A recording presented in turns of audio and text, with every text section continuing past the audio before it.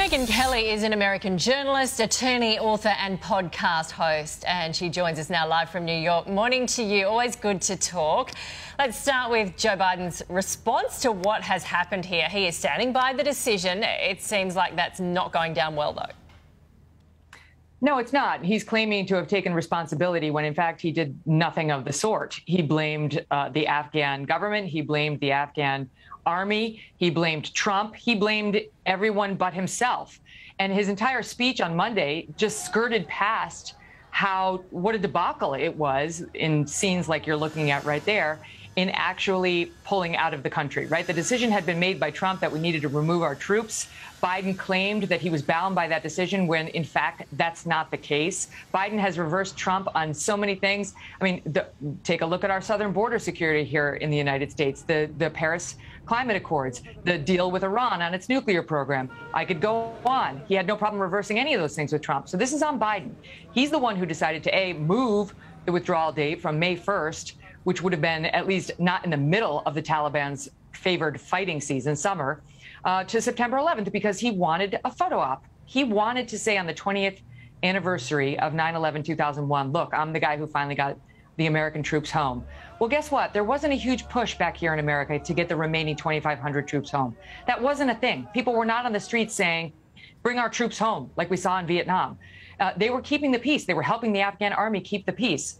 But Biden wanted them home. It was Biden's call, and Biden could foresee everything that happened there this past week and decided, as he has so many times in the past, but he hasn't been commander in chief during those years, that he knew better. And now American citizens, European citizens, and the Afghan citizens who helped us for years are paying the price. OK, let me play devil's advocate, because most of the American media agrees with you. But surely no one could foresee the Afghan army giving up so quickly. As you said, there are only 2,500 American troops there, hundreds of thousands in the Afghan army, and they gave up. So I think that this is unfair. I came to it thinking that too, Kashi. Originally, I was like, OK, I understand the reports are that they put down their weapons and ran, and why should our soldiers and our airmen and Marines be out there sacrificing their lives when the Afghans won't do it? But now, having looked into it and researched it and listened to people who are smart and who I know follow this area, I see it differently. The Afghans actually they've been running the combat operations over there for the past few years. They've lost 54,000 of their brethren. I mean, this hasn't been a fight that's been all America's over the past few years. They've been running it.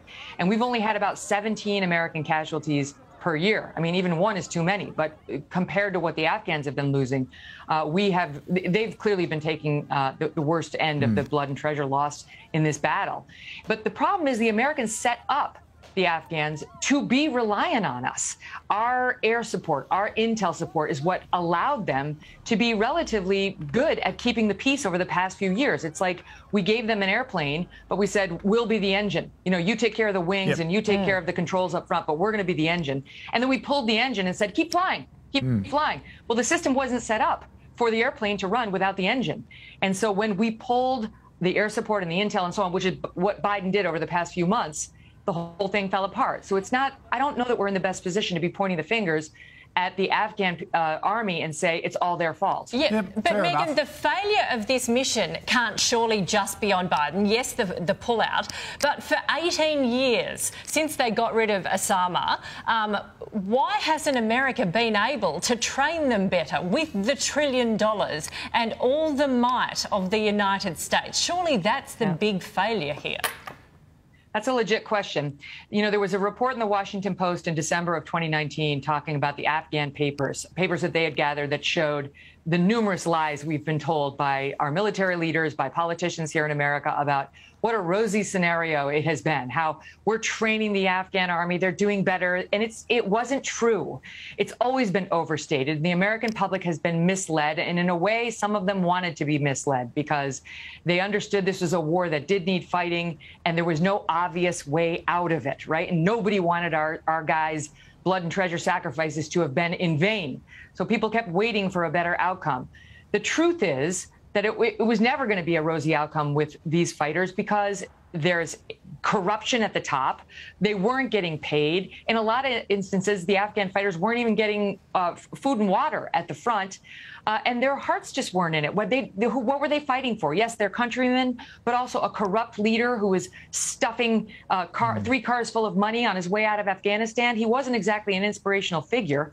Whereas the Taliban, not to say anything nice about them, but they're jihadists. They have some bizarre, evil, what they consider higher calling that they will fight to the death for. These guys get off on torturing children and women, and they'll do just about anything to do it.